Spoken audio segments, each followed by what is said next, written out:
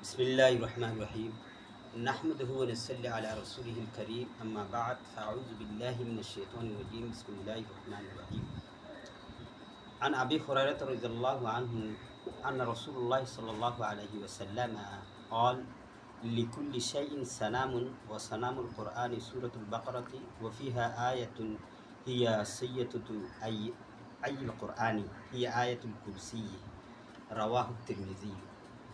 হযরত আবু হুরায়রা রাদিয়াল্লাহু তাআলা হতে বর্ণিত রাসূল সাল্লাল্লাহু আলাইহি ওয়াসাল্লাম ইরশাদ করেছেন, প্রত্যেক বস্তুর একটি শীর্ষ সূরা থাকে। কোরআনের শীর্ষ সূরা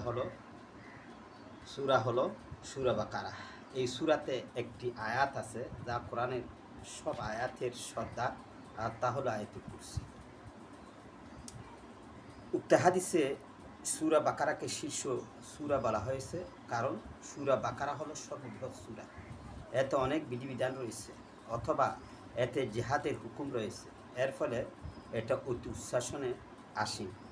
আর মুফাসসাল সূরাসমূহকে মূল বা নির্যাস বলা হয়েছে, কেননা অত্র সূরাসমূহের কোরআনের মূল বিষয়গুলি একত্রে ও বিস্তারিতভাবে রয়েছে, যা অন্যান্য সূরায় বিক্ষিপ্তভাবে রয়েছে। উল্লেখ্য যে সূরা হুজরাত থেকে পরবর্তী সূরাসমূহকে মুফাসসাল বলা হয়। সুতরাং আমরা বিশেষ করে সূরা বাকারাকে বেশি বেশি কী করব, তেলাওয়াত করব। বিশেষ করে আয়াতুল কুরসির আমল করব। আয়াতুল কুরসির মধ্যে অনেক ফায়দা রয়েছে। ৫ ওয়াক্ত নামাজের পরে আমরা যদি না উঠিয়ে বসা অবস্থায় যদি আয়াতুল কুরসির আমলটা করি, তাহলে কাল কিয়ামতের দিন ইনশাআল্লাহ আমরা জান্নাতের আসিনে উসীন হতে পারব।